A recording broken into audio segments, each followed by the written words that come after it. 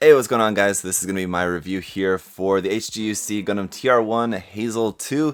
This is basically a version of the Hazel that has the less chunky legs, a little bit different head, and a different backpack on it here. It has the Tri-Booster backpack on it, which is a very cool backpack, and you can mix and match it with other kits in the line, of course, other versions of the Hazel Custom, and the Advanced Hazel. We'll take a look at that later on. Just as always, guys, big thank you to US Gundam Store for sponsoring the review. Do check out the link to their site there down below. You can check out all sorts of Gundam kits and everything else there and save 10% off everything using my coupon code there, ZakuAurelius10, so check that out. But if you're like me and you've already built a couple different versions of the Hazel in the HG form and then you're getting around to building another one, it's pretty much going to feel mostly the same. You can do it probably pretty easily without any trouble at all. But hey, if you're a fan of Advance of Zeta and you're trying to complete your collection, this kit is inexpensive and it's a very nice addition to the lineup, so let's check it out. Alright, so included in the box you have some foil stickers around on the kit. I'll talk about those more in a moment, but you also have some marking stickers, as is pretty usual for these Advance of Zeta kits.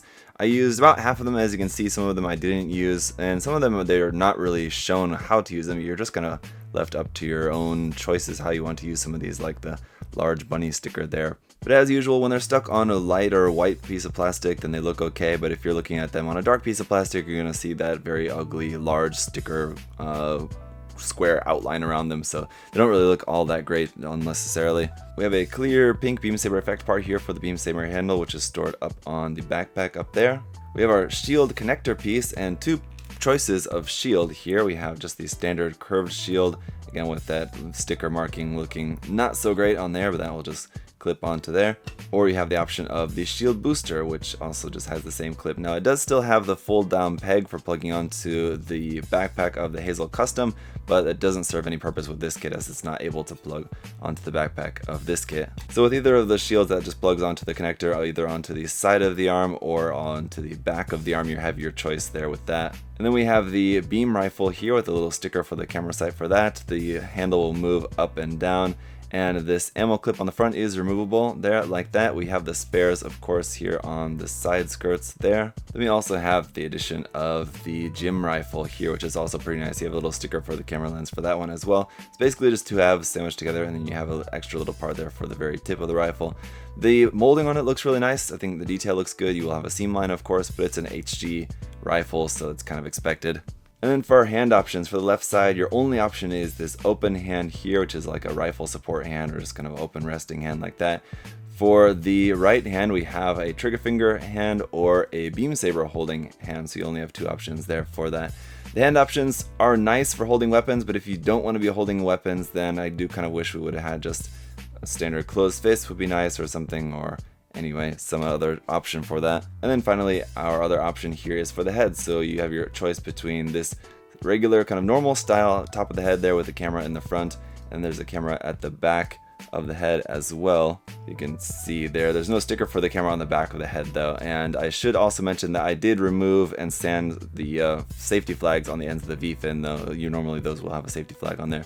Anyway, you have the option of this other top of the head, the other camera there has the full camera as seen with the Hazel Custom. You can stick that on top of the head if you prefer that style. Anyway, just going over the rest of the foil stickers, obviously for the eyes, the one as I mentioned there on the top of the head.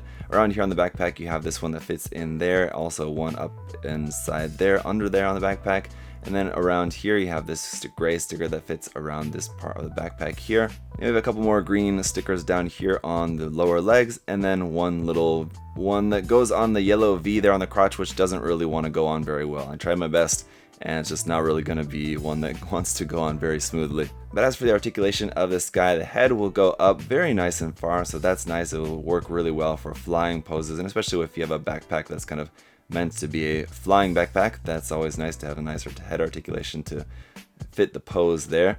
And then down to there, and you can rotate that to the side pretty well. It is going to be a little bit blocked by the collar parts there, but I think that's probably all the farther you'd want to turn it anyway. Shoulder joint will swing back and forth a little bit like that. You can move the shoulder armor up and down on its own, but moving it up any farther than that really isn't going to go anywhere. And then the arm ultimately is really only going to come up to about 90 degrees. So not very far upwards, but then we do have a nice rotation here at the top of the arm and a nice double joint there for the elbow. Not a very common thing for a kit to come out in 2006. high grade.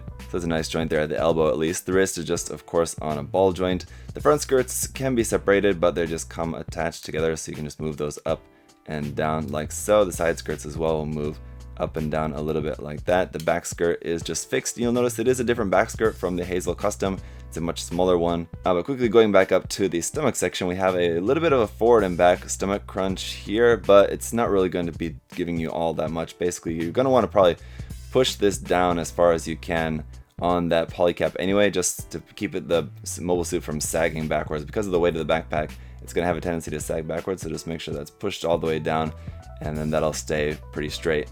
As far as the legs, those will come out plenty wide enough up to the front. I think the knee armor is going to be getting in the way a little bit, but you can get the legs up to about 90 degrees forward, and a nice bend there in the knee is going to give you about 90 degrees there at the knee.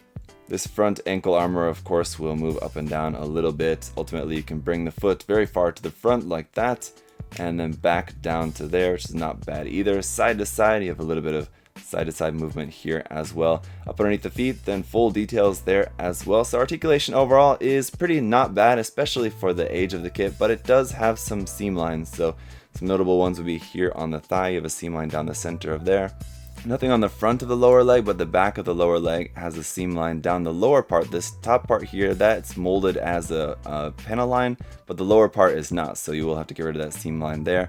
Up here for the arms, you have a seam line down the middle of the forearm, and a seam line down the middle of this inner shoulder part, and then the seam line down the middle of this outer shoulder part there as well. And of course on the head, you'll have a seam line between the front and back half of the head as well. But that is pretty much it. Otherwise, as you would expect, you have seam lines here on the backpack as well, down the middle of these booster parts, down the middle of this main part, as you can see, as it's kind of already popping open a little bit. There you have a seam line down through that, but that shouldn't come as a surprise to anyone. There's something else cool that you can do with this if you take off the backpack.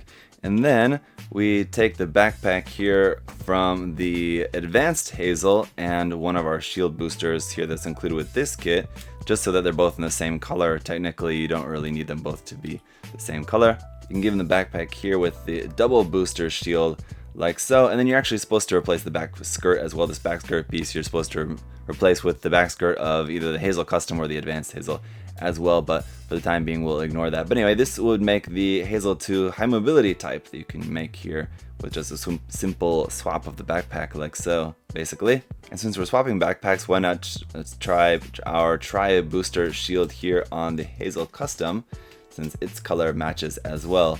And there you go, you can make this version, which I'm not sure actually offhand if this is an actual version which has a name, but hey, you can mix and match the parts to make it outfitted with whatever custom stuff you might like. If you prefer these larger, bulkier legs like that, or if you like the big front skirt parts that are used on the Advanced Hazel, you can mix and match this part, all this stuff as you please between the kits, and also between the Quell as well, which we'll be taking a look at in the very near future. So all in all, guys, it's an older HG with plenty of seam lines and, you know, just decent articulation.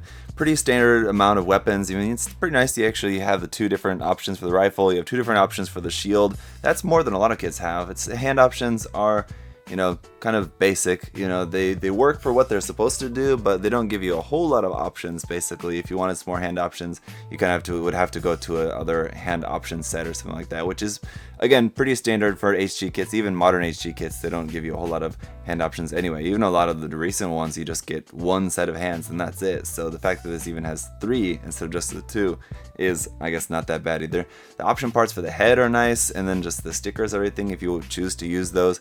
So you have a pretty good amount of options right in the box. And then as I was just displaying or demonstrating for you guys, you can also mix and match parts between the different kits in the line that it's related to, which is really awesome, especially if you want to make some cool customs or some cool variants that are pretty easily just kit bashed. Now, on a quick side note, there were a handful of leftover parts in the box after you're done building this kit. Mostly it's parts for the Hazel Customs backpack, which unfortunately you can't build the full backpack for that. So those parts are ultimately going to be pretty useless, but again, with this kit having a list price of only 1,500 yen, should cost you just around 15 bucks for this kit. Very well worth the price, even despite the fact of how old this kit is. I think with a little bit of work, or even if you don't want to go in and do a little bit of work on it, just as it is, it looks great. But if you want to go in and do a little bit of work on it, it's very well worth the price of picking this up, especially if you're a fan of these style of designs. I think the kit as well, I mean, the proportions of it, the design of it, the details of it hold up very well. It does need a little bit of work to get it really looking its best, but I think it's still a very worthwhile kit despite its age. So that's pretty much it for the review for now, guys. We'll have the reviews coming for the Hurudu part set and the Primrose part set, as well as the HG Quell as well. I want to take a look at that kit as well. So we'll have a little bit of Advance of Zeta HG theme going on for a while here. I hope you guys don't mind. I think a lot of you do also share the love for Advance of Zeta, so I hope you guys won't mind about that. But if you have any other further questions or comments about this kit, of course, feel free to leave those down below. Thank you all so much for watching. I'll see you guys next time. Have a good one. Bye bye.